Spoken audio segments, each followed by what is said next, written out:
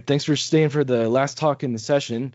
So I'm excited to talk about this new oxybarometer that me and some students of mine have developed that is applicable to cumulate rocks, which is sort of an unusual thing. There aren't many other tools that can extract oxygen fugacities from cumulate rocks. And if you're interested in applying this to your own samples, please take a look at the article, which recently came out in GCA and in the supplement.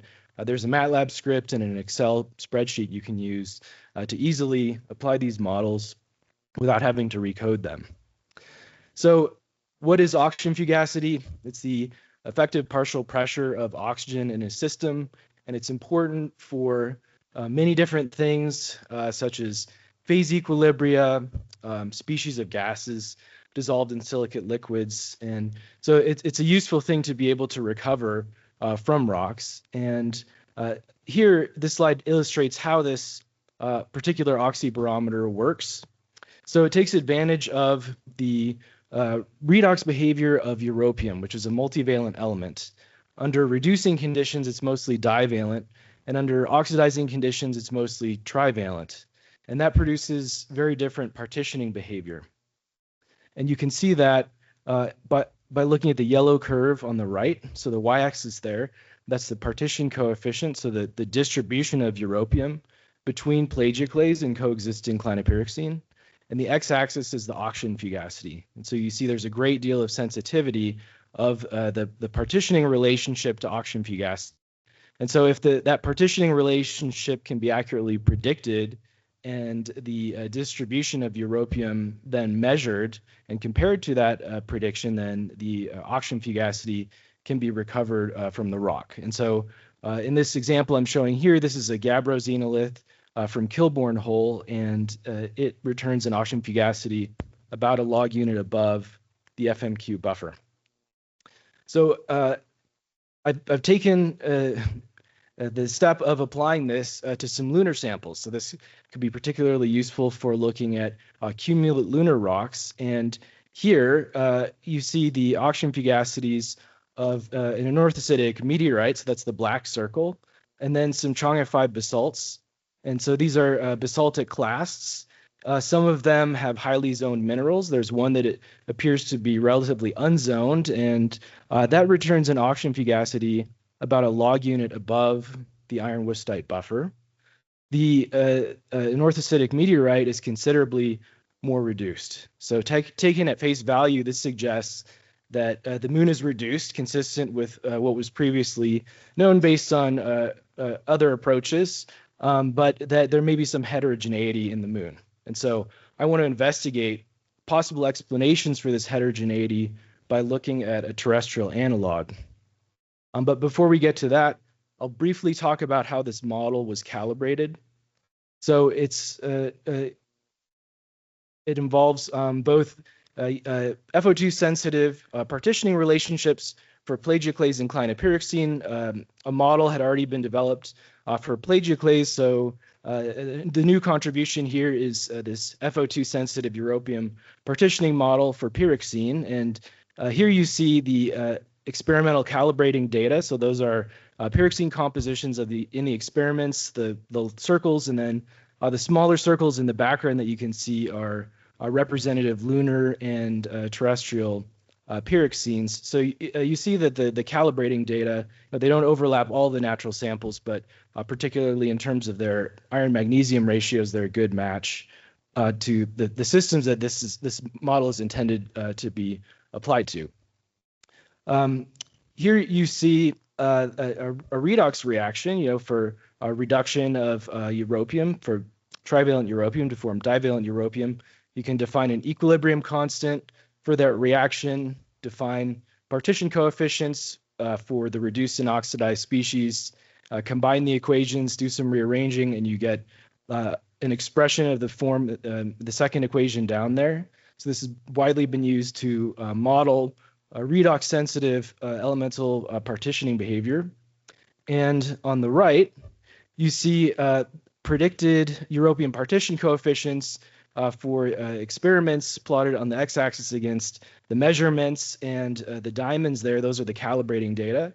So those represent 10 orders of magnitude variation in FO2. And so you see there's good agreement among the calibrating data and then also in an extrapolation data set. Those are the X's in the background. So this model works well for predicting CPX melt European partitioning behavior. So in order to develop a two-mineral oxybarometer, the CPX melt partitioning model coupled with a plagioclase melt partitioning model, and you'll see in the equation on the bottom there, both of those partition coefficients have a melt composition term in the denominator. And so those terms cancel. So by coupling two mineral melt partitioning models, we get the mineral-mineral partitioning model. So again, by measuring the European partition coefficient, comparing it to predicted partition coefficients as a function of FO2, we can recover the FO2. All right, so that's how the oxybarometer works. Now moving on to this terrestrial analog for the lunar magma ocean. So these are oxygen fugacity variations within layered intrusions. So these are magma bodies that fractionally solidified somewhat in an analogous way to the lunar magma ocean. On the left, you see data from the Bushveld complex in South Africa. That's not quite as good of a magma ocean analog because this is a magma body that experienced multiple injections of melt as it crystallized. But nonetheless, it evolved to highly evolved cumulate compositions at the end of the solidification sequence.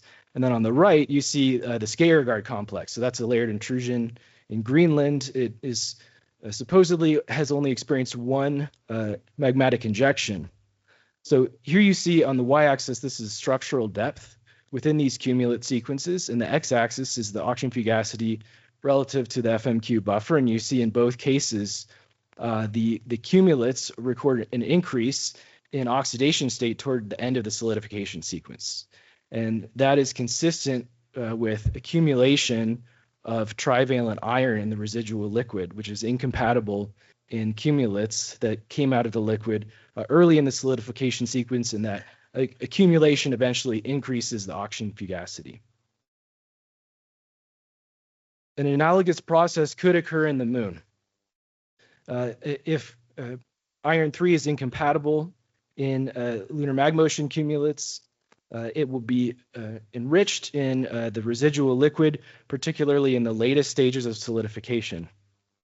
This has been modeled recently by a group at ETH, and what you see here on the y-axis, these are FO2s of the magma ocean residual liquid relative to the iron wustite buffer, and the x-axis is the percent solidification, and you see the residual liquid becomes more oxidized, despite the fact that the moon is relatively poor in trivalent iron to begin with.